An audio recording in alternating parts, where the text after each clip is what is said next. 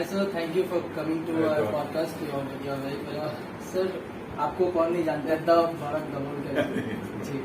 तो मैं आपसे जानना चाहूँगा सर कि आपने जब ये फिल्म बनाई, पहले हम फिल्म के बारे में एक बार बात कर लेते हैं। तो आपने ये जो सजाए जिंदगी जो फिल्म में आपने जो काम किया, तो पहले आपको क्या लगा था कि मतलब इस पिक्चर में मेरे को क्या एक्सपेक्टेशंस रहेंगी, या फिर मुकेश सर ने, स्पेशली मुकेश सर ने आपको कैसे कन्विंस किया था इस रोल के लिए? जी, मैं एकदम फ्रैंकली अगर आपको बोलूं तो मुझे इस फिल्म के बारे में कुछ पता नहीं था।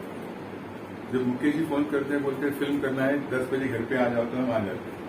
हम पूछते हैं क्यों आना है, क्या रोल है, पूछा नहीं था। फिर आते समय उन्होंने फोन पे मुझे बताया कि मैं ऐसी एक फिल्म प्लान कर रहा हूँ, हम हमारे घर पे ही शूटिंग करेंगे, आपका ये रोल है। तो लेकिन हमारी इतनी पुरानी दोस्ती है कि हम लोग कभी पूछते नहीं कि क्या करना है। वो बहुत उनके और भी बड़े एक्सपीरियंसेस हैं, फोन करते हैं, मैं आपको जूहू सर्कल पे मिलता हूँ, वहाँ रोड पे ही हम कुछ शूट करेंगे, तो मैं पूछता नहीं क्या करना है। जी जी। अगर हम लोग बड़े पर्दे पर आए, तो मैं भी अगर जब आपको बड़े पर्दे पे हाल फिलहाल में कुछ मैंने पहले देखा था, तो मुझे बहुत प्राउड फील हुआ कि मैं भी इनको जानता हूँ। तो इतने दिन बाद आपसे मिलना होता है, तो वो मेरे लिए बहुत सौभाग्य की बात है sir. And I am blessed, I can say that I am a blessed child. और अभी जो हाल फिलहाल में अभी जो इंडस्ट्री में जैसे नए नए कुछ न्यू कमर्स आना चाहते हैं, जो कि मतलब फिल्म में कुछ करना चाहते हैं, फिल्म में कुछ बनना चाहते हैं। हम लोगों का तो हम लोग बहुत ही अलग है, हम लोग का चीज़ ही बहुत अलग है। हम लोग फिल्म मेकिंग से रिलेटेड हम लोग वो बॉलीवुड में आना चाहते हैं, ऐसा कुछ हमारे अंदर नहीं है। लेकिन जो लोग आना चाहते हैं, तो उनके लिए अगर कोई आप टिप्स दे, क्योंकि मतलब ज़्यादातर लोग स्ट्रगलिंग फिल्म मेकर्स या फिर न्यू फिल्म मेकर्स हैं जो कि कुछ करना चाहते हैं आगे में, तो उनके लिए प्लीज आप अगर कुछ बोलना चाहें। मैं यही कहूंगा कि एक तो है कि अगर एंटरटेनमेंट इंडस्ट्री जो है, दैट डिपेंड्स ऑन इनोवेशन, कि आपको कुछ नया करना है।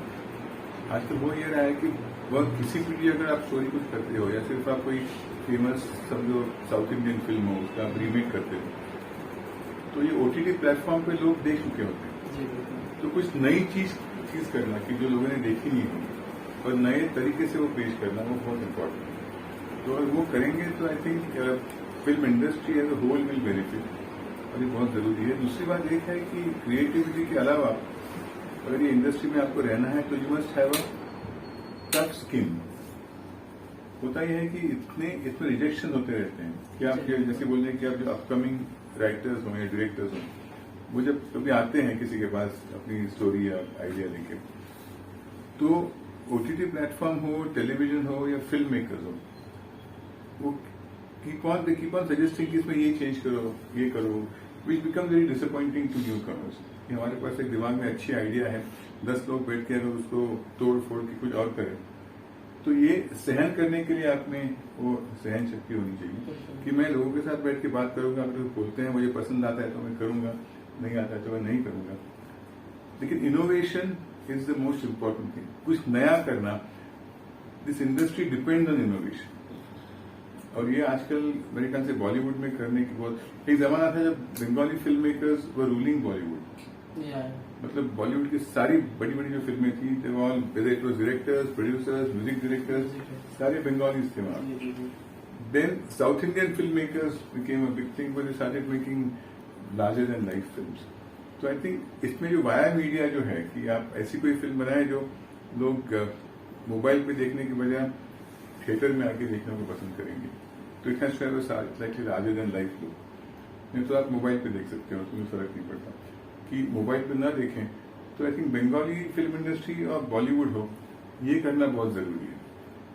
तो आजकल कर रहे हैं लोग, तो होपफुली थिंग्स शुड इम्प्रूव। अभी क्या है कि हमारे यहाँ भी जैसे लोग बहुत सारे आए थे, इट वॉज हाउसफुल शो, तो उसमें भी बहुत लोग आए हुए थे। बहुत लोग वहाँ पे एक डिस्कशन हो रहा था कि उसमें हम लोगों ने रखा था कि आप लोग अपने फिल्म मेकिंग के बारे में, या फिर मतलब अगर आपको कुछ, अगर रफ लैंग्वेज में बोले तो आपको कुछ खुन्ने से तो आप यहाँ निकाल सकते हैं आपको अपने फिल्म मेकिंग के बारे में अगर कुछ है तो मोस्ट ऑफ देम जो लोग यहाँ महाराष्ट्र से भी 8 से 9 लोग गए थे, क्योंकि कोलकाता में इतने फिल्म मेकर्स है कि उसी से हॉल जो है वो हाउसफुल हो जाता है। तो बहुत लोगों का ये कह रहा था कि हम लोग बहुत सारी शॉर्ट फिल्म बनाते हैं, लेकिन वो चलती ही नहीं है, यूट्यूब पे आती है, हम लोग 10 महीना में 10 शॉर्ट फिल्म बना देते हैं। तो मैंने एक चीज उन लोगों को भी कहा था, जो कि मैंने बहुत एक्सपीरियंस किया, कि you have to focus on the quality, rather than the quantity, कि आप कितने क्वांटिटी बनाते हो उससे कभी कोई फर्क नहीं पड़ता, लेकिन एक क्वालिटी चीज आप बना लेते हो तो वही आपको जीवन भर 10 बनाने के बजाय आप 2 बनाओ, लेकिन अच्छी बनाओ। हाँ, तो वो आपको जीवन भर लोग याद रखेंगे उससे।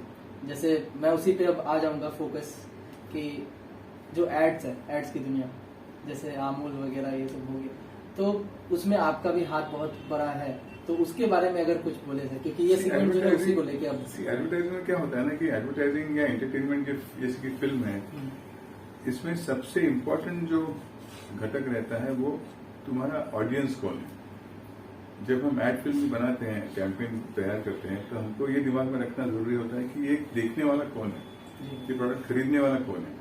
तो मेरे दोस्तों को पसंद आती है ये चीज है, मुझे बहुत अच्छी लगती है, ये मायने नहीं रखता। जो आपका प्रोडक्ट खरीदने वाले हैं वो कौन से लोग हैं, उनको क्या चीज अपील करेगी, ये ध्यान में रखना बहुत जरूरी होता है। और मेरे ख्याल से सिर्फ एड में नहीं, फिल्म में भी ये कि मेरा ऑडियंस कौन है। हम थिएटर करते हैं, थिएटर में हमको ये देखना होता है कि हमारा सामने जो बैठा है, पैसे लेके आता है, वो ऑडियंस कौन है, उसे क्या देखना है, उसे कॉमेडी देखनी है, ट्रेजेडी देखनी है, थ्रिलर देखने हैं। तो जो देखना है उनको हम दे सकें तो सक्सेसफुल होता है। तो एडवर्टाइजिंग हो या थिएटर, फिल्म, जो भी हो, जिसे हम टारगेट ग्रुप कहते हैं एडवर्टाइजिंग में, कि target group is the most important aspect of any communication project. तो यू मस्ट अंडरस्टैंड कि मैं किससे बात कर रहा हूं। तो फिल्मों में इतना डिफिकल्ट नहीं होता, थिएटर में डिफिकल्ट नहीं होता है, एडवर्टाइजिंग में बहुत डिफिकल्ट होता है, क्योंकि फिल्म देखने वाले हिंदी है तो हिंदी ऑडियंस आके देखती है, तो we know about the preferences. हम लोग एक एड फिल्म बनाते हैं या एड कैंपेन बनाते हैं, तो बम्बई में लोग देखते हैं, कलकत्ता में देखते हैं, पुणे में देखते हैं, बिहार के छोटे गांव में देखते हैं, केरला के छोटे गांव में देखते हैं। तो इन सबको पसंद आए ऐसी कोई चीज बनाना is the most difficult thing. तो मैं हमेशा मानता हूं कि in this entire communication process the most difficult aspect is advertising. Everything else is easier compare to advertising. जैसे अमूल को ही ले ले, एक बड़ा ब्रांड, तो उसका जब एड्स आता था तो वो जो है, मुझे नहीं लगता किसी को भी उसका याद नहीं होगा कि अमूल दूध पीता है इंडिया, वो जो म्यूजिक था। तो ऐसी ऐसी चीजें जो होती है ना कि एक बार आ जाती है, लोग उसको भूलते नहीं है। तो अभी जो दर्शक लोग जो देख रहे हैं, तो जो अगर एड्स बनाते हैं या फिर जो भी कुछ काम करते हैं, तो उनको हम लोग ये कह सकते हैं कि अगर भरत सर को ले लो तो 100% your flying on the sky. Bharat sir को मत लो, लेकिन भरत सर का ये थॉट जो है कि आप अपना टारगेट ग्रुप सामने रखो, उनके लिए फिल्म बनाओ, तो अगर ये करते हैं तो हमेशा सक्सेसफुल है। जी। Okay, thank you so much sir. तो बहुत ही एकदम क्रिस्प और बहुत ही छोटा सा एक सेगमेंट था हमारे दर्शकों के लिए, क्योंकि बहुत लंबी इंटरव्यू, जैसे मैंने अभी कहा कि क्वालिटी करनी चाहिए, क्वांटिटी नहीं करनी चाहिए। और वैसे भी हम लोग एडवर्टाइजिंग में 30 सेकंड में जो ही कह रहे हैं 30 सेकंड में कह रहे हैं, बिल्कुल। उसके बाद में हम बात ही नहीं कर सकते। वो तो हम लोग को 20 साल जो है वो याद रखिए। Thank you so much sir.